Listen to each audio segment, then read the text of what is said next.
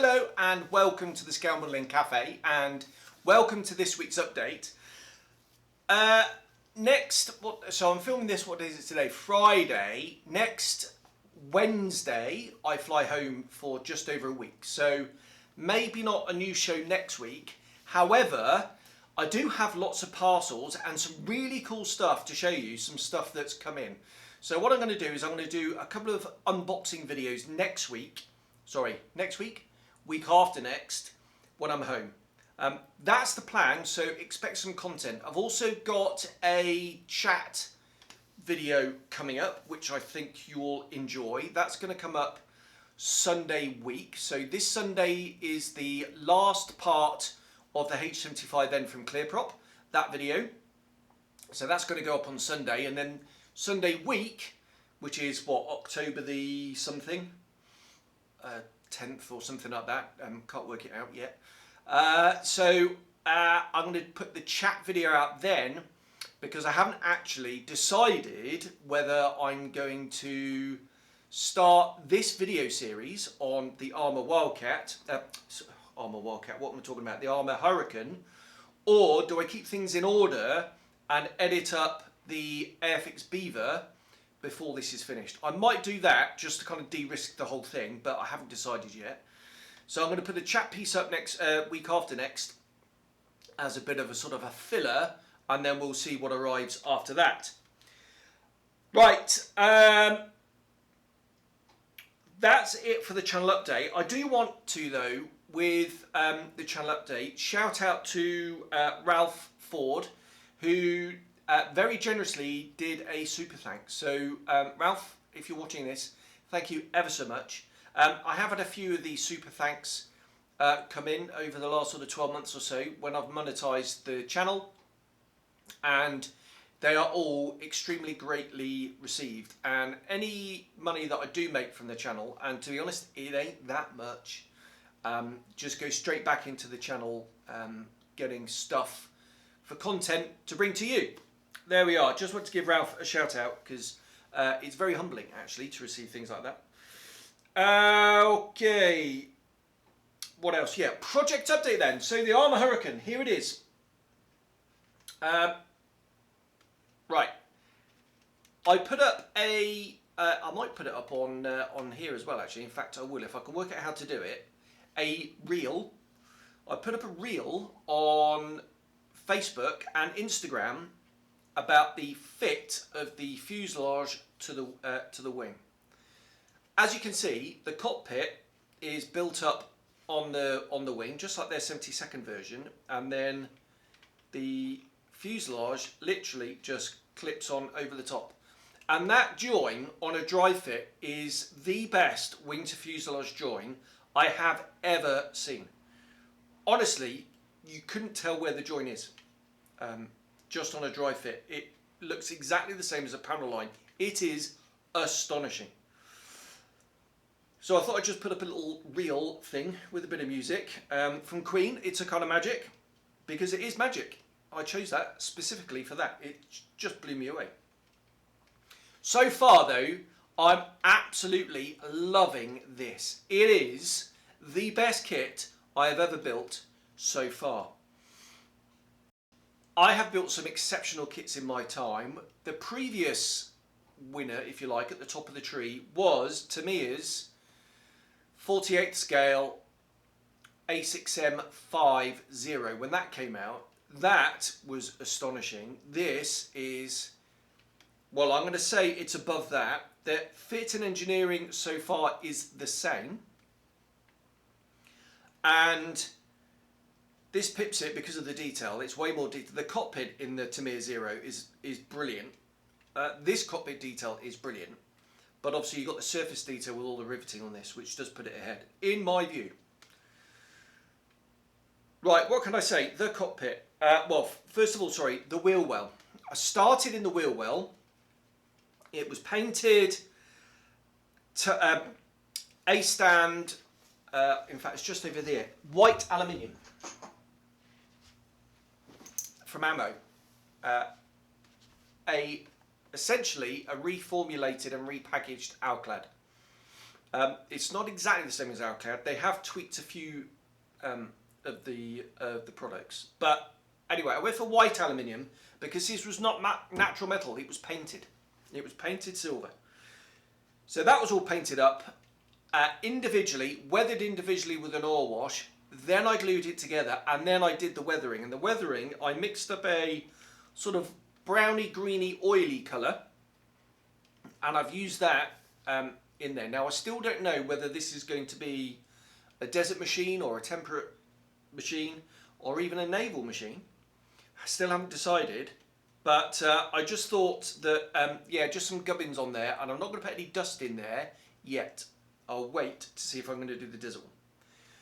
There's a little brass pipe that comes out and around the sort of little tank there, and I don't have any brass paint with me, so I had a little bit of copper left, so I used copper with some MRP yellow in it just to lighten it all up, and actually it looks quite brassy. I'm quite pleased with how that turned out. That was a bit of a save.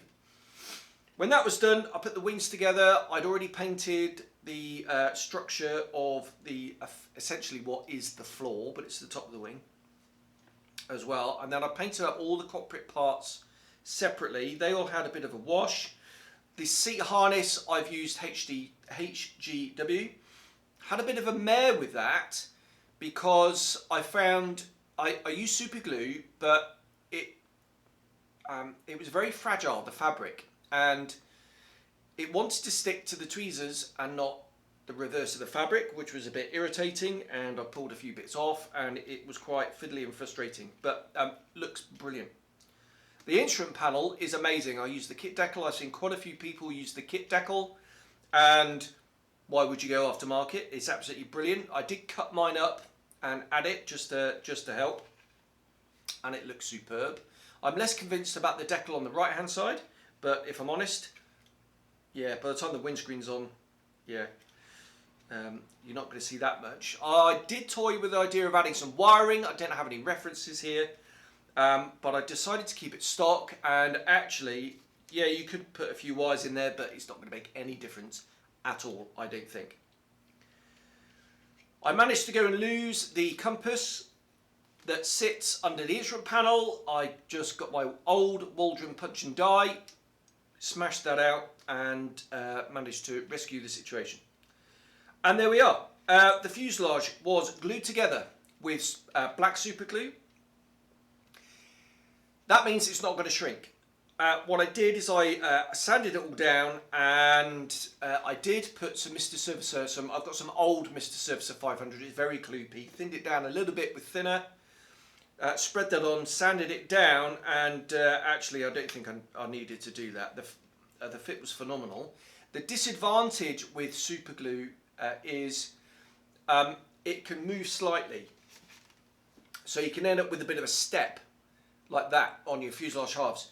Very difficult to do with this one, because what Arma have done is, rather than having a pin and a hole to line things up, you've actually got little tabs which do a much better job, and yeah, zero risk with that. So that's the state of play of that. The wings I glued together with traditional cement, and what I'm going to do is I did that yesterday, so today's Friday. I glued the wings together on Wednesday, in fact, the day before yesterday, and next Wednesday I'm going to rub it all down. I'm about to go away again for 4 days, and then I'm back for a day, so I'm going to rub that down. I'm going to glue the wings and fuselage together. I've also, in this box here, I've got all the other bits and pieces. So I've got the drop tanks, which I am going to use. I've got the tropical filter in case I do that one. I've got the tailplanes, the wheels and the fin. So all that's going to be rubbed down, and then that's the airframe almost finished, actually. We're going to be really close. Now, what scheme to do it in? If you've been following me on my Facebook page, you know I've been procrastinating. I can't decide. Prevaricating. There you go, let's use that instead. I can't decide what scheme to do it in. I've narrowed it down to 3. One is a Malta night fighter. Now, a lot of the profiles out there for the aeroplane that's coded M, the serial of that, extra decal, and I think it's just extra decal, have done it with black undersides. I've found photos of that aeroplane. It did not have black undersides. You do have to watch extra decal and the research. Actually, cannot really be relied upon. You've got to be careful. So that one's out, but originally the Malta Night Fighting Unit had all black hurricanes. 8 of them were 2Cs. I found photos of quite a few of them. Most of them have a light coloured underside, and I don't even think it's azure blue. It looks too light on the photos to me for that. So it might be sky or it might be sky blue. I really don't know. But I want one with the black underside. So what I might do is choose one that I can't find a photo of, and therefore by default do that one black underside, a little bit of artistic license. I've got some serials. So that's that one. The other one I might do is, as I said before, I might do an 87 Squadron 1 after Dieppe and after the repaint when they went back to night intruder operations. And it looks like they were painted in ocean grey, dark green, with still retaining the black underside. So they tidied up the top camouflage and the codes changed to red. I still can't find any photographs of those. So again, I've got a little bit of artistic license. So there we go. I might do that one. The third option is to do a Sea Hurricane. On the bottom of the fuselage, you're probably aware that this part is separate. There are 2 different versions in the kit. I do have the Airfix Seafire 1, Mark 1. What I'm going to do is I'm going to bring back the Sea Hurricane parts back with me when I come back in a week and a bit, and I'm going to see if things will fit. I'm quite interested in this. Right, what I might do is on here cut the panel line across here, so I know it's going to mate up at the back here, and then the aft part that's got the hooks on is, well, cut the rectangles in that forward part for the actual hinge mechanism of the hook, and then use the Airfix part here, or maybe I can even cut one of these up. Now there's 2, so if I cut it up and it doesn't work, I haven't lost anything, I can just use the other part. So the part that I don't need, I will use that. That's the plan. My Airfix Hurricane that I really want to do, actually, I've got a plan for that. It's going to be a land-based Sea Hurricane, so it's not going to have the hook, and it's going to have sky blue all the way up to the high fuselage demarcation line. No, it was not sky grey. It was repainted sky blue. So I'm going to do that for that one. That is plan A. Plan B, we'll have to see. What I have bought is a Silhouette Portrait 3 plotter, so I'm going to be able to do my masks. Friend of the channel Nige and friend of the channel Drew are going to give me a bit of a lesson when I go home, and sort of set me up, get me up and running. I've already downloaded the software and had a quick look, so I'll be able to do my masks. Really excited about that. Right, that is what we're up to now. 14 minutes, crumbs. That's quite a long bit so far. Right, before I go to the news, I did say on a previous one of these, if you've got any questions, just fire them in. A couple of questions have... Oh, I can see a little ant. Squirrel. A couple of people have put questions in some of the videos in the comments there. So what I've done is I've extracted a few of those and I'm going to go through them now. I did reply to them directly on the comment, but I thought they deserved a bit of a wider audience. So John Olson asked, what canopy glue do I use? And I use all sorts. Sometimes I will use an extra thin kind of glue, and the Ammo extra thin... Oh, crumbs, where is it? No, not that one. Where is it? Oh, it's down here on the bench. Just put the lid on. Right, the Ammo glue.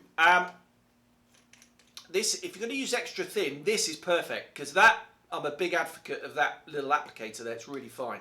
It's awesome. So if I'm going to use a weld action glue and there is no risk of glue running up the inside, then I'll use that.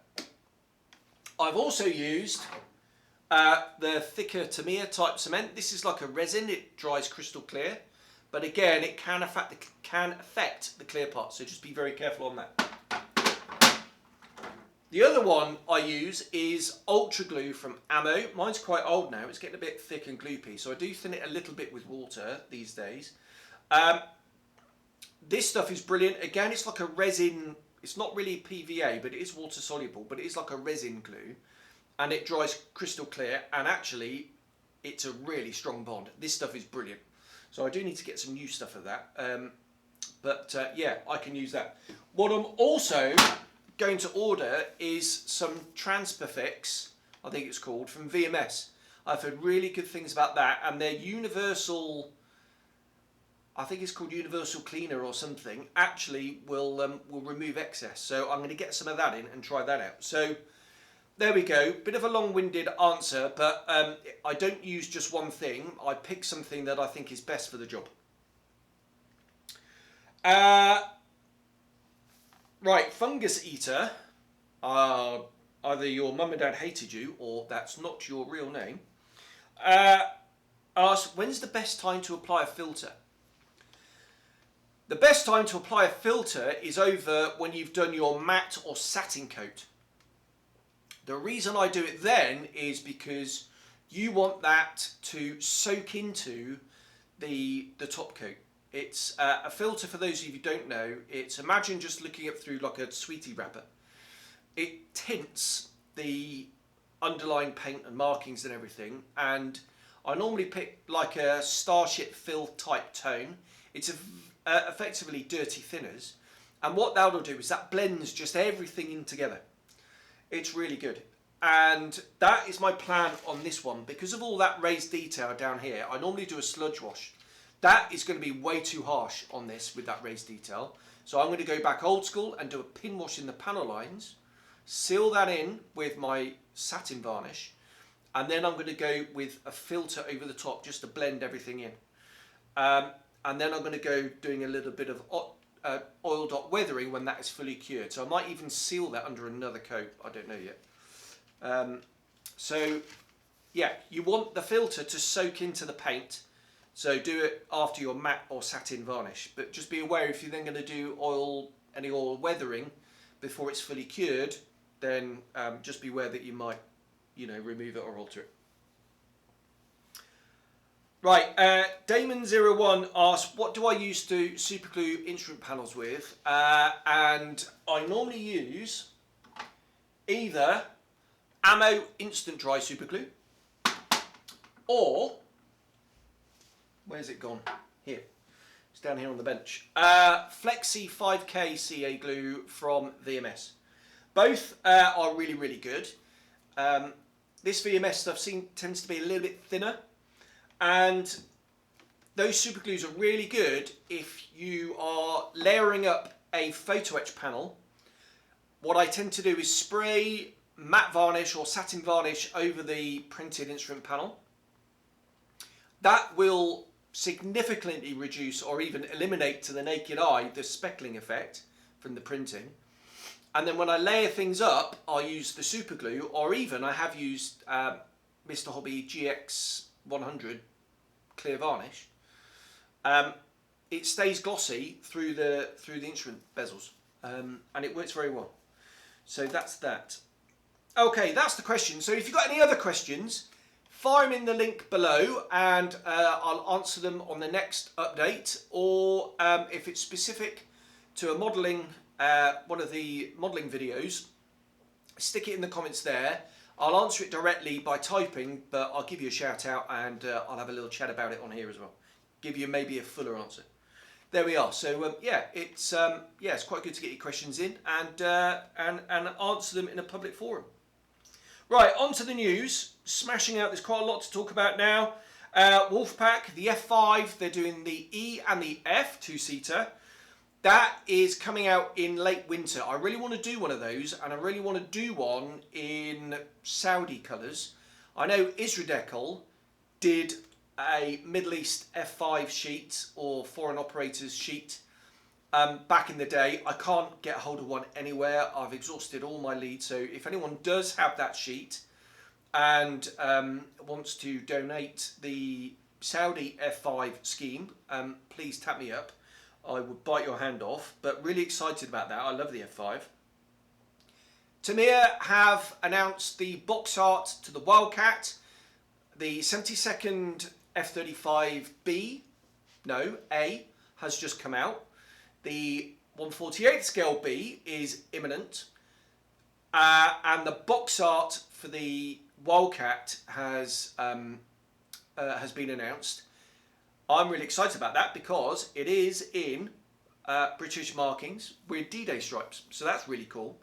Am I going to get one? If there's no rivets on it, no, I'm not. Anyway, so that's that. That should be out very soon if the box arts come out. Airfix Gannet, that's going to be late November, early December, so it's probably going to miss Telford for those who are going up to Telford, but it will be out in time for Christmas. That's news on that one. Right, Edward.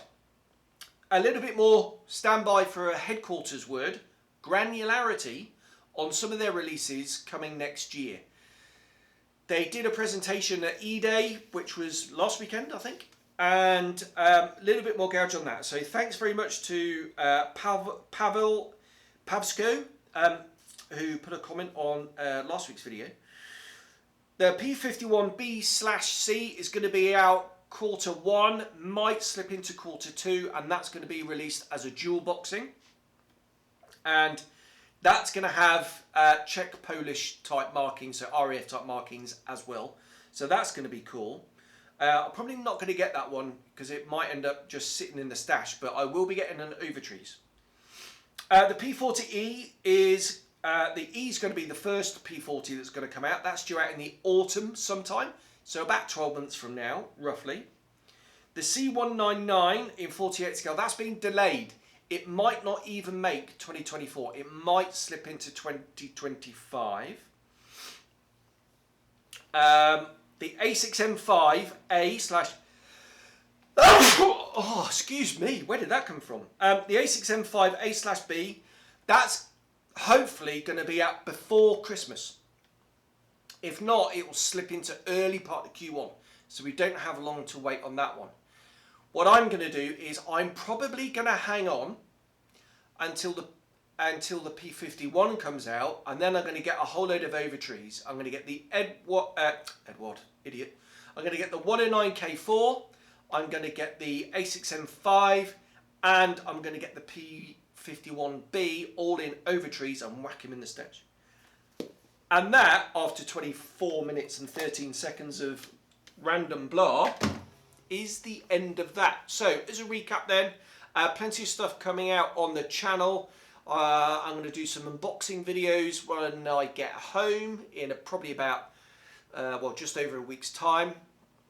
I've got a whole stash of kits down there that I'm actually taking back with me. All the completed kits I've done so far, I'm taking back with me.